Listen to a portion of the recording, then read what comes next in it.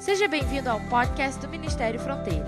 A mensagem que você vai ouvir foi pregada pelo pastor Álvaro Cruz na nossa igreja na Barra da Tijuca, no Rio de Janeiro. Nossa oração é para que você seja abençoado por essa palavra. A gente aprendeu nesse isolamento a sentir saudade de coisas que a gente talvez não desse nem tanta importância. Eu achei muito interessante, foi a Márcia Chanca, um dia ela botou assim no Facebook dela: estou com saudade das mesmices, não, quero a mesmice da minha vida de volta. Ela colocou assim: quero a mesmice da minha vida de volta. Não foi isso? Mais ou menos isso. Ela nem lembra, mas eu lembro. Olha que minha memória é boa, hein, Márcia? Eu estava atenuando, mas ela botou assim: eu quero a minha vida chata de volta. Mas a gente percebeu que coisas pequenas que a gente é acostumado a fazer nos faziam muita falta. Quantas avós ficaram sem ver seus netos? Quantos pais ficaram sem ver seus filhos, sem poder ter um almoço de domingo ou simplesmente até abraçar? Virou prova de amor não visitar o pai idoso ou a avó, virou prova de amor. E aí a gente começou a perceber que sentia falta de coisas que a gente tinha ao nosso dispor a todo momento. Eu senti muita, mas muita falta dos cultos. Afinal de contas, eu frequento a igreja desde que eu tinha 6 anos de idade. Senti muitas saudades, a despeito de todos os cultos, de tudo que nós estivemos juntos, de estar aqui na casa do Senhor. Hoje eu ainda sinto muita falta de poder abraçar vocês, porque chegar na igreja, olhar para vocês e dizer assim, tudo bem, e mandar um adeuzinho, para mim, não é suficiente. Eu queria poder abraçar, eu queria poder dar um beijo fraternal, mas sem abraço e sem beijo, esse é o momento. Nós somos gratos porque nós estamos aqui, e que alegria depois de 3 meses, nós que estávamos acostumados a estar na igreja, segunda-feira para seminário, terça quando tinha culto de dama de valente, a quarta-feira as damas reunidas, às quintas tínhamos culto, os sábados culto de fronte, quinzenalmente ou não, aos domingos os nossos cultos, abrindo a Bíblia. E aí a gente percebeu que perdeu aquilo tudo, que era tão comum, que era tão simples. E nós começamos a compreender que na vida, na verdade, o que tem muita importância são as coisas simples. São as coisas que, às vezes, nós precisamos de certos momentos especiais para que possamos aprender a valorizar. Então, hoje, eu quero pensar com você, nesse momento da nossa mensagem, sobre o grande valor das coisas simples. E eu vou usar um texto de Paulo, na carta que ele escreveu, a última carta, na verdade, a última coisa que ele escreveu na sua vida, que foi a segunda carta a Timóteo, capítulo 4, versículos de 9 a 22. Procure vir logo ao meu encontro, pois Demas, amando este mundo, abandonou-me, foi para Tessalônica. Crescente foi para a Galácia, e Tito para a Dalmácia. Só Lucas está comigo. Traga Marcos com você, porque ele me é útil para o ministério. Enviei Tíquico a Éfeso. Quando você vier, traga a capa que deixei na casa de Carpo em Troade, e os meus livros, especialmente os pergaminhos. Alexandre o ferreiro causou-me muitos males. O Senhor lhe dará retribuição pelo que fez. Previna-se contra ele, porque se opôs fortemente às nossas palavras. Na minha primeira defesa, ninguém apareceu para me apoiar. Todos me abandonaram, que isso não lhes seja cobrado. Mas o Senhor permaneceu ao meu lado e me deu forças para que, por mim, a mensagem fosse plenamente proclamada e todos os gentios a ouvissem. E eu fui libertado da boca do leão. O Senhor me livrará de toda obra maligna e me levará a salvo para o seu reino celestial. A ele seja a glória para todos sempre. Amém. Saudações a Priscila e Áquila e a casa de Onesíforo. Erasto permaneceu em Corinto, mas deixei Trófimo doente em Mileto. Procure vir antes do inverno. Eúbulo, Prudente, Lino, Cláudia e todos os irmãos enviam-lhe saudações. O Senhor seja com o seu espírito, a graça seja com vocês. Ano 67 depois de Cristo. Paulo, prisioneiro numa prisão subterrânea, chamada Cárcere Marmetino. Roma, no final do Fórum Romano. No dia 18 de julho de 64, depois de Cristo, Nero ateou fogo em Roma. Não como as pessoas gostam de imaginar, que ele ficou tocando lira enquanto Roma ardia. Na verdade, ele pretendia queimar um pedaço de Roma para construir ali grandes edifícios, para que ele pudesse ficar eternizado, como ficou, por exemplo, o Coliseu. Só que o incêndio fugiu ao controle e queimou 2/3 de Roma. E a população começou então a se insuflar contra Nero. E Nero precisava então encontrar um responsável, e foi muito simples. Ele elegeu os cristãos como responsáveis. Milhares de vidas foram perdidas, vidas de cristãos que foram crucificados, que foram queimados como tochas humanas, que foram literalmente entregue às feras, que foram mortos à espada. E Paulo foi indicado por Nero como inimigo número 1 de Roma.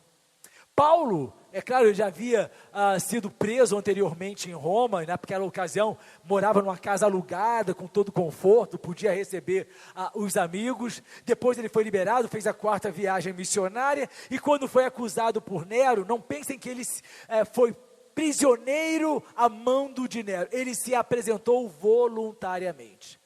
Só que dessa vez ele foi lançado numa prisão e diferenciado dos criminosos comuns, porque assassinos, estupradores e tudo mais eram prisioneiros e ficavam dentro de suas celas, mas ficavam livres. Paulo estava preso em sua cela e acorrentado, com condições subhumanas. Paulo tinha 67 anos de idade. Vamos lembrar que o passado de Paulo foi um passado muito sofrido. Paulo já havia sido apedrejado, chicoteado diversas vezes, prisioneiro, náufrago, e todos esses sofrimentos fizeram com que aquela idade de 67 anos pesasse sobre eles muito mais ferozmente, até porque, segundo os estudiosos, o próprio chicoteamento, que era de 40 menos uma chicotadas, era tão severo que chegava a deslocar vértebras das colunas, e a coluna jamais voltava à posição original. Então a própria postura de Paulo era uma postura encurvada, de dores, pela idade dele, provavelmente naquela época, e depois de tudo que ele tinha passado, já sofrendo de artrite, prisioneiro numa cela que era quarto e banheiro. Então presta atenção, acorrentado que estava, ele fazia as suas necessidades ali aonde ele estava, porque ele não tinha nem como se soltar para sair e poder fazer em algum outro lugar, porque era só ali naquela cela, aquela cela que era úmida, que era escura, e eu mencionei aqui, diferente do que mostram os filmes, porque se os filmes mostrarem a realidade, ninguém vai querer ver, porque ninguém quer ficar vendo a tragédia. Então os filmes dão sempre uma melhorada, uma mudançazinha para se tornarem mais atraentes, mas o fato é que Paulo, aos 67 anos, estava prisioneiro, sentenciado. Ele declarou aqui, nós lemos, que ele já tinha comparecido na primeira audiência e não tinha ninguém apareceu para defender Paulo, porque naquela ocasião as audiências públicas, e ele era um cidadão romano, as pessoas que comparecessem podiam se levantar para defendê-lo. Não apareceu ninguém, e ele declarou isso, ninguém. Paulo, um homem que abriu igrejas, o maior missionário da história, estava ali sozinho, nenhum dos seus amigos apareceu para defendê-lo, porque estavam com medo de perder as suas próprias vidas. Ele estava sozinho, solitário. Nessa carta ele apresenta 23 nomes, você pode contar lá, uns mais estranhos que o outro, mas ele relaciona esses nomes, ele diz, só Lucas está comigo. E é bom lembrar que Lucas também era idoso. Lucas não era novinho como mostra no filme, não. Lucas já era um senhor idoso também, que estava ali com Paulo, acompanhando aquela prisão, os últimos momentos da vida de Paulo. E como ele estava prisioneiro e acorrentado, provavelmente ele ditou essa carta para Timóteo. Quem escreveu, mediante o ditado que Paulo fez, foi o próprio Lucas.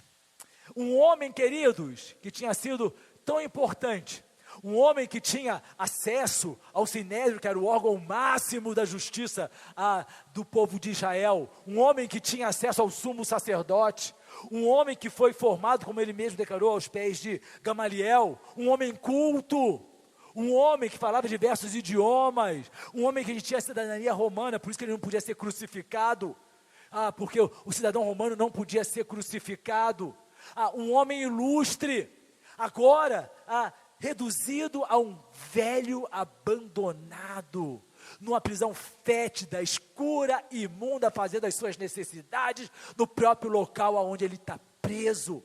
E aí você para e pergunta, mas Deus não levou em consideração? Ele escreveu 13 livros da Bíblia e compilou as doutrinas da Bíblia.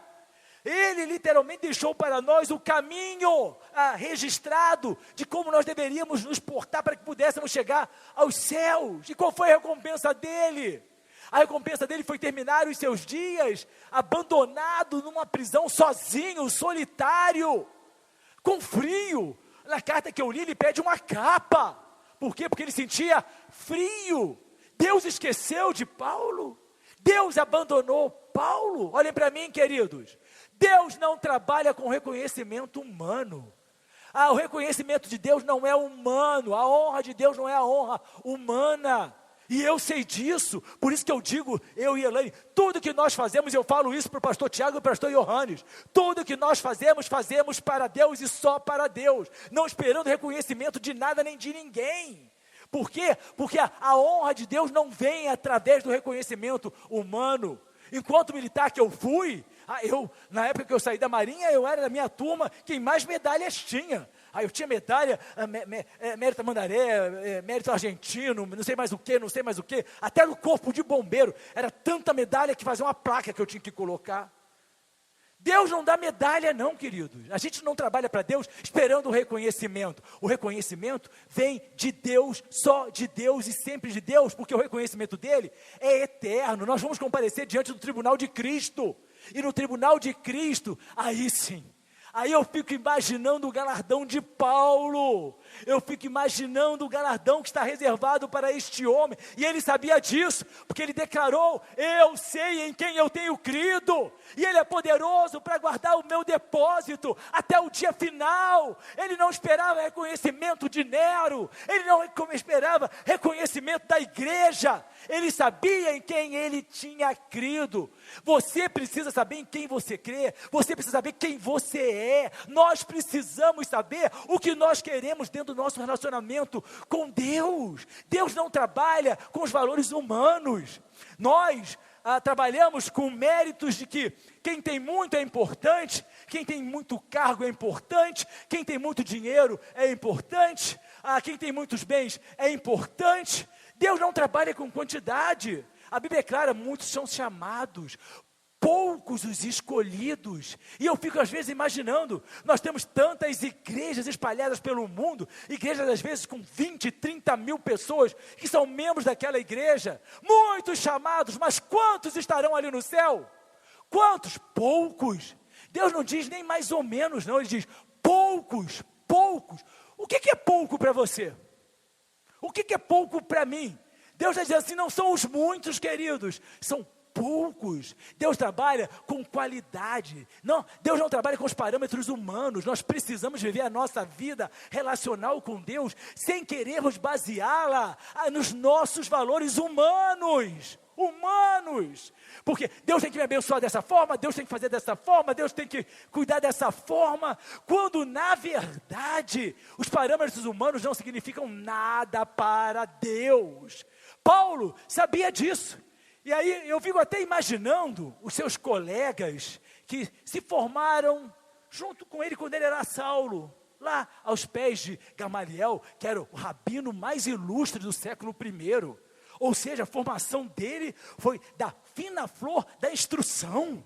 E aqueles seus companheiros que agora estavam na mesma idade, muitos deles eram integrantes do Sinédrio, ou seja, estavam no STF, se bem que STF aqui no Brasil não significa grande coisa, mas estavam ocupando os órgãos máximos da sociedade. E aí você pensou, alguém pensasse em perguntar, cadê Saulo, hein? Cadê Saulo? E alguém dizia, Saulo está preso, está condenado, está largado lá no cárcere mamertino, lá em Roma, vai ser decapitado. Que pena, desperdiçou a sua vida. Podia ter um cargo tão importante aqui, podia ser, quem sabe, né, um dos membros do Sinédrio, podia ser um governador de alguma província, podia ter tido tanta honra, era um homem tão determinado, era um homem tão cheio de vigor, e tadinho, que miséria, que pobreza.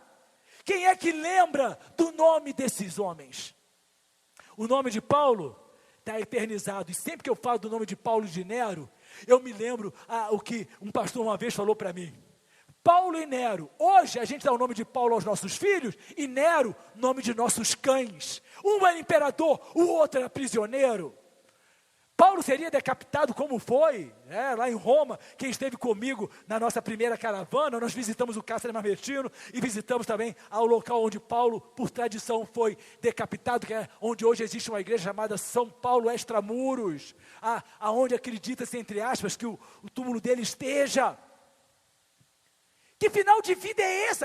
Eu não quero esse final de vida para mim não, Deus me livre, Deus tenha misericórdia de mim. Mas queridos, olha só, Deus, por que Deus consentiu que aquilo acontecesse com Paulo? Porque Paulo não era apegado a nenhuma dessas coisas, a nada, absolutamente nada da vida comum.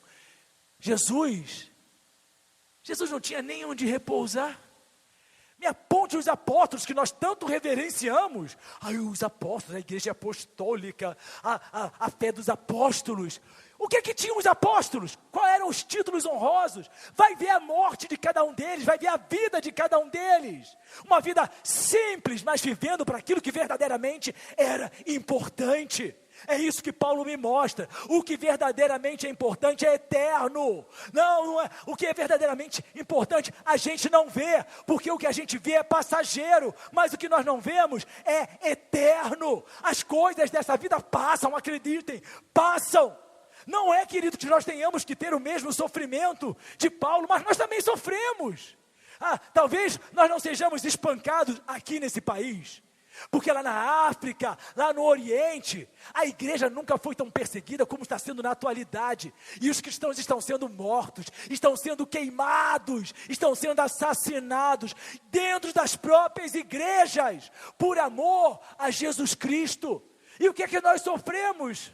A gente sofre bullying, porque a sociedade quer dizendo que crente é tudo maluco, que crente é tudo fanático. E aí a gente começa a se defender se chamando de cristão. É uma boa tática. Sou cristão, não vai saber se eu sou católico, não vai saber se eu sou muçulmano, não vai saber se eu sou espírita, porque tudo é cristão. Cristão é aquele que conhece Cristo. A gente não quer mais dizer que é crente. Não, pastor, eu sou cristão, é mais up to date. A gente não quer mais dizer que é crente, que é evangélico. A gente quer dizer que é cristão, porque fica a dúvida, e aí a gente se protege. Sabe, queridos, eu me lembro que na minha infância, as pessoas chamavam a gente de Bíblia. Lá vai o Bíblia. Sabe por quê? A gente carregava a Bíblia aqui assim, ia para a igreja carregando a Bíblia. Ia para a igreja, fazia questão de mostrar a Bíblia. Aí por onde as pessoas passavam, lá está um Bíblia. Lá está um Bíblia. Fosse ele batista, fosse Assembleia de Deus, ia com a Bíblia na mão para a igreja. Agora, a gente precisa que as Bíblias sejam menores, para que elas fiquem os mais escondidas possíveis. E graças a Deus, existem aplicativos para iPad, para smartphone, que aí ninguém nem descobre para onde a gente está indo. É isso realmente a verdadeira importância que a gente dá para a nossa salvação, que é eterna. A gente acha realmente que Deus vai olhar para nós apegado às coisas deste mundo da mesma forma? Não que seja pecado tê-las. O pecado está em nós as amarmos. E essa é que é a diferença. Você pode dizer, eu não amo, mas deseja.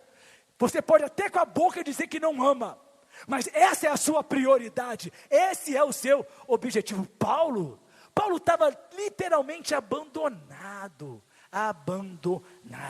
E aí, queridos, a palavra de Deus mostra para mim e para você, que Paulo,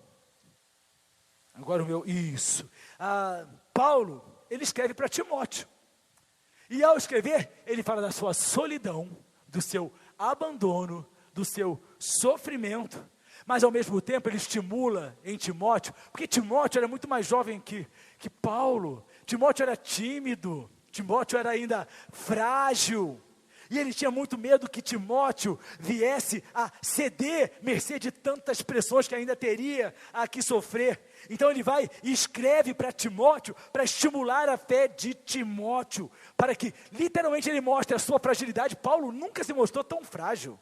Eu fico imaginando Lucas, que acompanhava a Paulo. Lucas esteve presente quando Paulo era impetuoso, cheio de vigor, que desafiava, não tem problema, quer me bater, me bate, quer me jogar pedra, joga. Foi apedrejado e só pararam de apedrejar porque pensaram que ele estava morto, levaram ele para fora da cidade porque pensaram que ele estava morto, e ele continuava. Paulo, era aquele Paulo que por onde passava havia curas. Agora um homem frágil, doente, abandonado, careca, velho, sentado sobre as suas próprias fezes, sujo, sem banho, com odor horrível.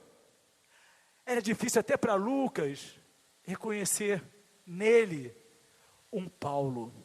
Paulo não teve vergonha de se mostrar frágil, queridos. Paulo não teve. Paulo enfrentava grande sofrimento.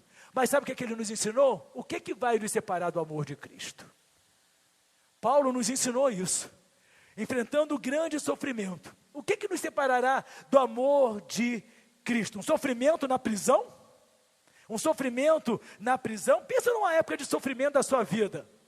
Pode acreditar, Paulo sofreu muito mais que você. E eu não estou nem mencionando Jesus. Eu estou mencionando um homem tão comum quanto eu. Um Paulo. Em Romanos 8,35, muito antes disso acontecer na sua vida, ele escreve: quem nos separará do amor de Cristo?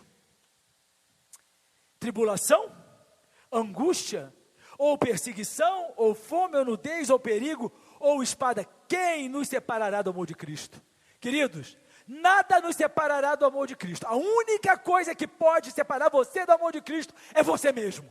É a sua decisão de se separar do amor de Cristo. Nada, não tem nada nesse mundo que venha sobre nós, que seja poderoso o suficiente para nos separar do amor de Cristo. É isso que a Bíblia está dizendo, porque ela está dizendo que eu sou capaz de suportar. Agora, a minha decisão, a sua decisão, é capaz de separar você do amor de Cristo. Presta atenção, eu não me desvio. Queridos, as igrejas estão cheias de pessoas desviadas. Então, as igrejas estão cheias de pessoas que estão pensando que estão indo para o céu e que não vão. Mas a alegria também é saber que nós que chegaremos lá, não vamos nos lembrar dela também. As igrejas estão cheias, é a igreja de Laodiceia, é a igreja popular, a igreja simples, evangelho fácil, que não precisa compromisso, oba total, muita popularidade, muito avant-garde, moderna, e que está indo para o inferno. É a igreja dos últimos tempos. Está vendo? Você está assistindo o Coronavírus e o Apocalipse com a gente? Pastor Abraão de Almeida tem 3 doutorados, queridos. Ele é uma sumidade. Agora vai sair a Bíblia dele pela CPAD, Bíblia Abraão de Almeida. Bíblia Abraão de Almeida, vai sair a Bíblia escatológica.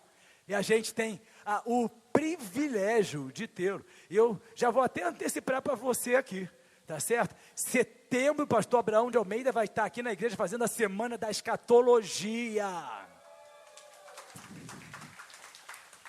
Nós vamos comemorar o aniversário da igreja em grande estilo, mergulhado na palavra de Deus. Não falei nem no primeiro culto isso, hein? Então, vocês estão sabendo, pode ligar e falar assim, pastor não te contou não? Vai no segundo culto da outra vez, vai no segundo culto. Mas quem é capaz de nos separar do amor de Cristo? As pessoas hoje se separam por tanta...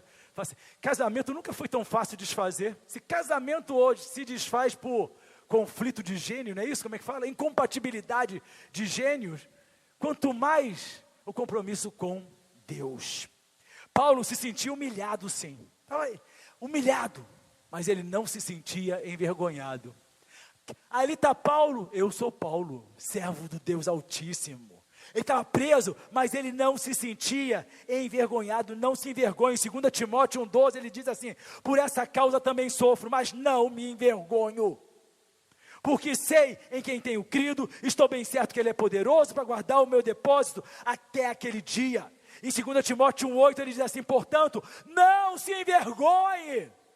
Não se envergonhe de testemunhar do Senhor, nem de mim, que sou prisioneiro dele, mas suporte comigo os sofrimentos pelo Evangelho, segundo o poder de Deus. Nós suportamos, sabe por quê?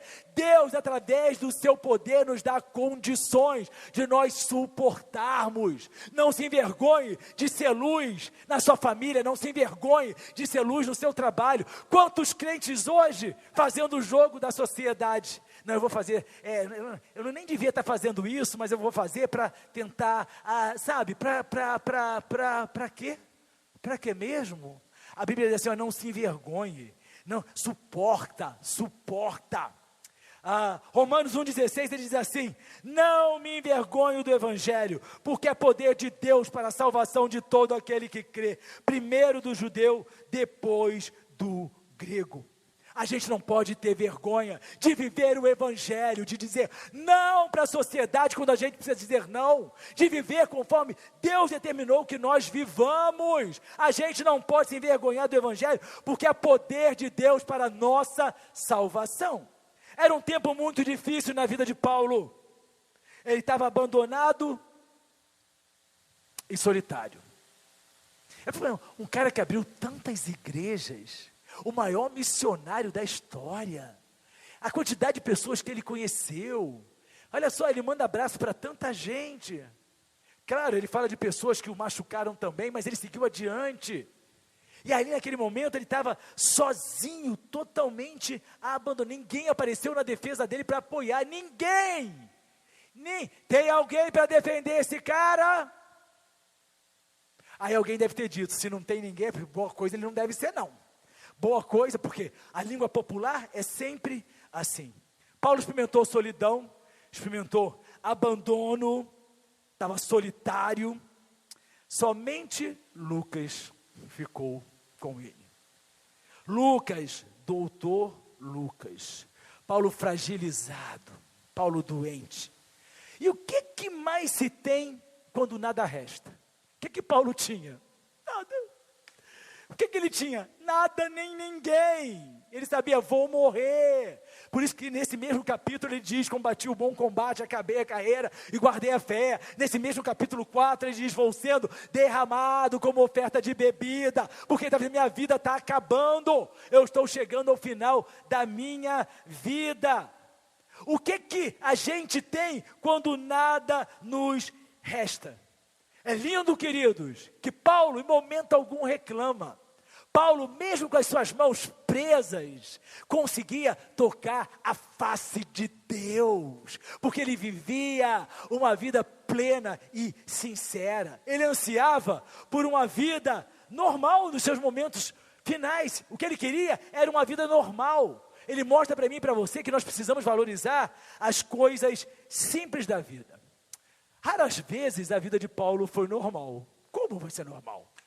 Ora ele está naufragando, ora ele está sendo apedrejado, ora ele está sendo preso, ora ele está sendo chicoteado, ora ele está abrindo uma igreja, ora ele está fazendo tendas. A vida dele raras vezes foi normal, mas nos últimos dias, o que ele pede? O que ele pede? Ele almejava ter a convivência com seus irmãos em Cristo, é isso que ele almejava, e foi o que nós desejamos também. Eu senti falta da minha convivência com meus irmãos em Cristo, eu senti falta. Não estou falando de amizade não, querido, eu estou falando de convivência com irmãos em Cristo, irmãos que vão morar comigo no céu. É essa falta. Eu não sinto falta de amizade, porque a minha maior amiga, meu maior é minha esposa, e eu e ela, acredite, nós nos bastamos. Sozinho a gente se diverte, a gente passa, a gente não tem solidão.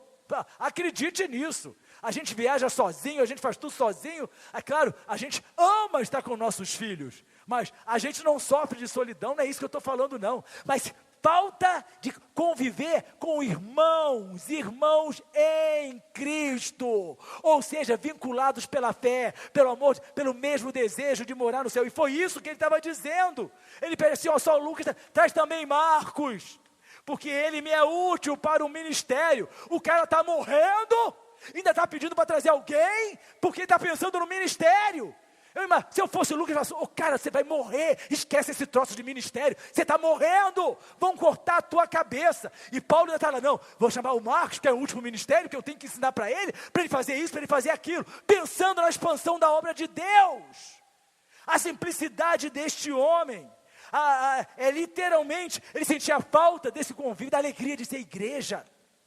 É um privilégio sermos igreja, querido. Igreja, presta atenção, não é um local onde a gente entra e sai. Às vezes quando eu estou no exterior, eu vou numa igreja com a Elaine, mas eu até sei que com os salvos eu sou igreja, mas eu estou ali tão somente num lugar. Porque igreja é como nós estamos reunidos aqui. É que Hebreus 10, 25 fala, não deixemos de nos reunir como igreja, segundo o costume de alguns, mas encorajemo-nos uns aos outros, ainda mais quando vocês veem que se aproxima o dia. Que dia é esse? É o dia do arrebatamento da igreja, que está cada vez mais próximo. Vamos ler as profecias da Bíblia, vamos entender o que é o sinal dos tempos, vamos entender literalmente quais são os sinais dos dores de parto. A gente precisa entender isso, e a Bíblia diz assim, quanto mais se aproxima o arrebatamento, mais seja igreja, mais tenha vontade de ser igreja. Uma pesquisa americana revelou que, o Brasil não tem essa pesquisa, cara, o Brasil não tem pesquisa de nada,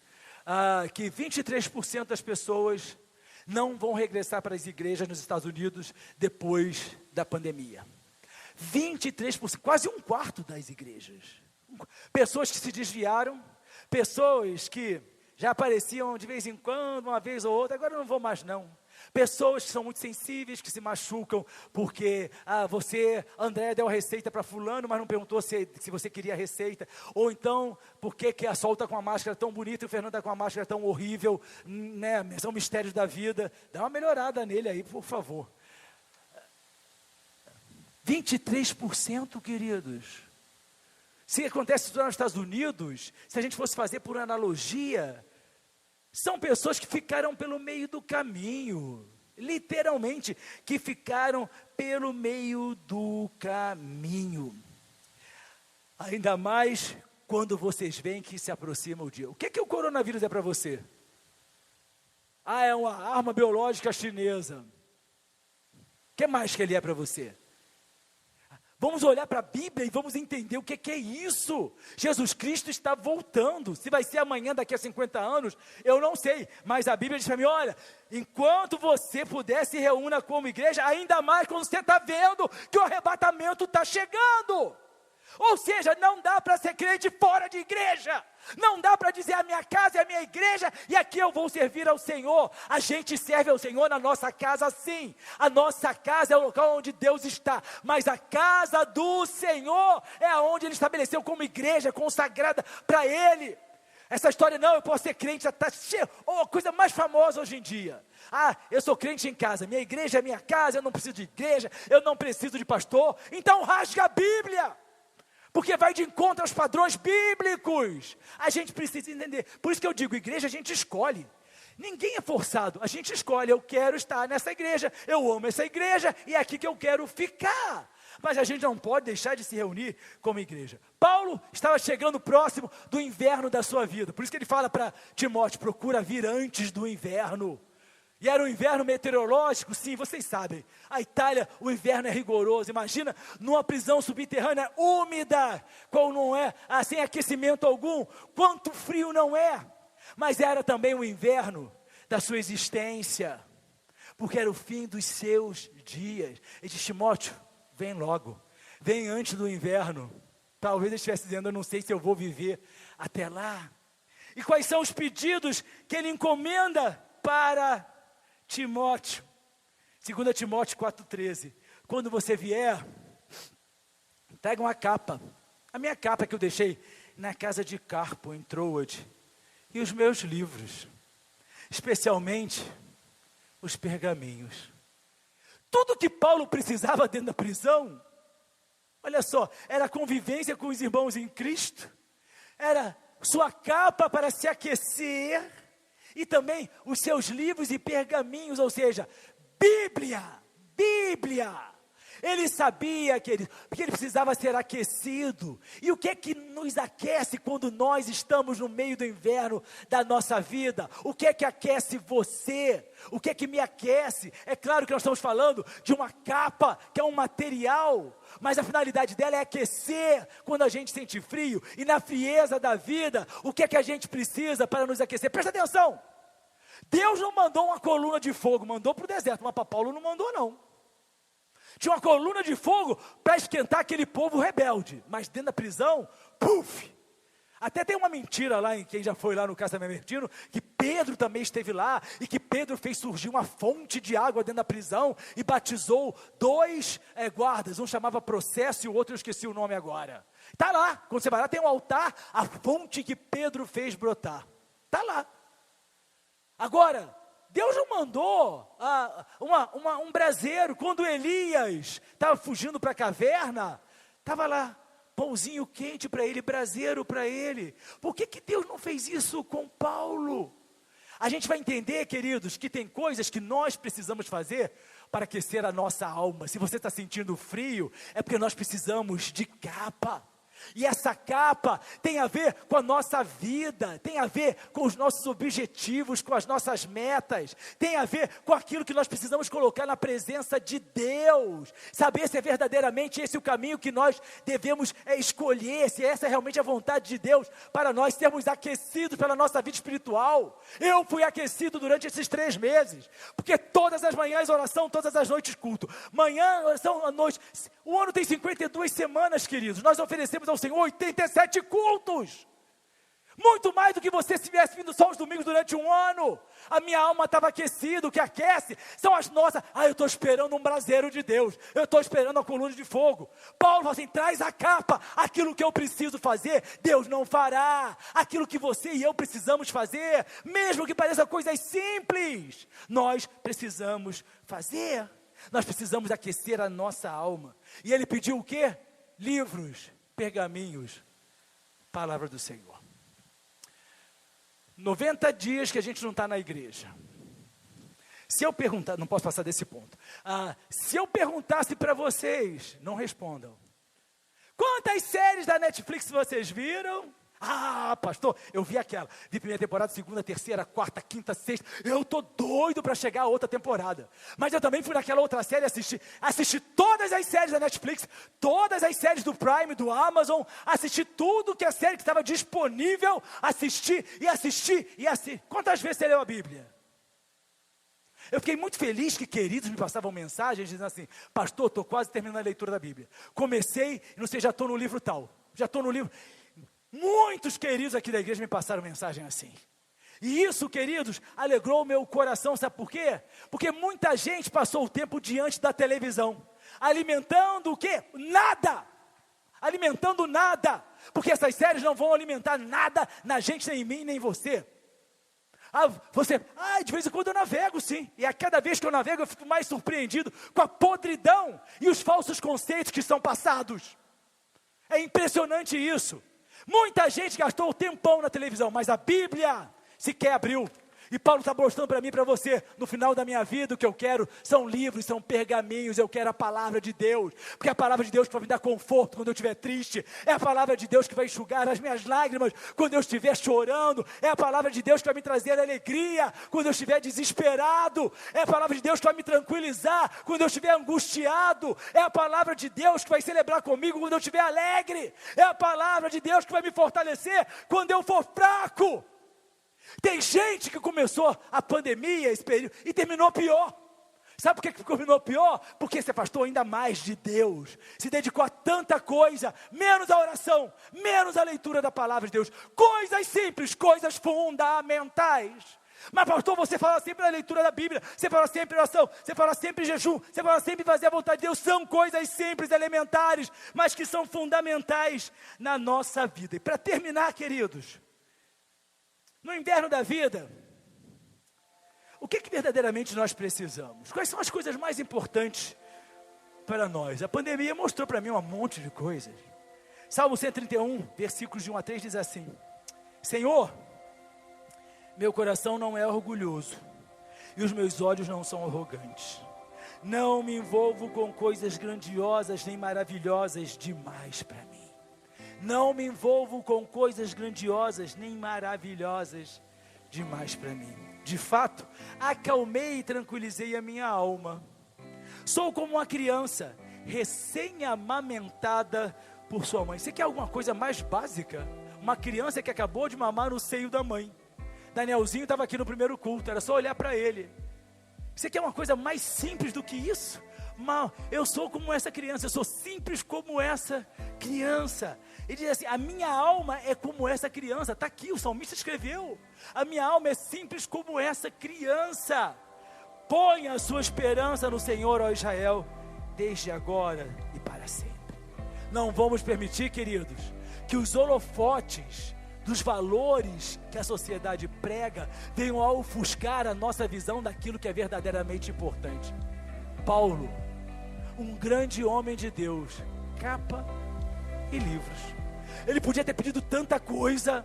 Eu só quero uma capa e eu só quero os meus livros. O salmista diz, não me envolvo com coisas grandiosas nem maravilhosas demais para mim. Olha para mim, se você pensa que eu dobro o meu joelho dizendo assim, Senhor, eu quero uma igreja que tenha 10 quilômetros de área, que tenha não sei quantas vagas, eu não peço nada disso para Deus. Deus é minha testemunha, nem para mim, nem para a igreja. Eu quero uma igreja com milhões, milhares de pessoas, eu não. Uma coisa eu peço ao Senhor, eu quero uma igreja com homens e mulheres que querem ir para o céu. Não estou nem dizendo que vão, mas que pelo menos querem e têm desejo ardente de ir para o céu. Igreja não é clube, igreja é lugar para a gente ir para o céu. Então, queridos, eu não peço não. Você pastor, você não peço. Não peço. Uma igreja que tenha, não sei o que, um prédio anexo, um ginásio, isso e aquilo, que nem a gente vê nos Estados Unidos. Não perco meu tempo para isso não. Eu sou como salmista. Eu não me envolvo com coisas maravilhosas nem grandiosas. Sabe por quê? Deus sabe o que verdadeiramente é maravilhoso e grandioso. E no caso de Paulo, foi só uma capa e alguns livros. Se você quiser saber mais sobre nós, visite nosso site, ministeriofronteira.com. Nos encontre nas redes sociais ou faça parte dos nossos cultos, todas as quintas e domingos. Que Deus te abençoe.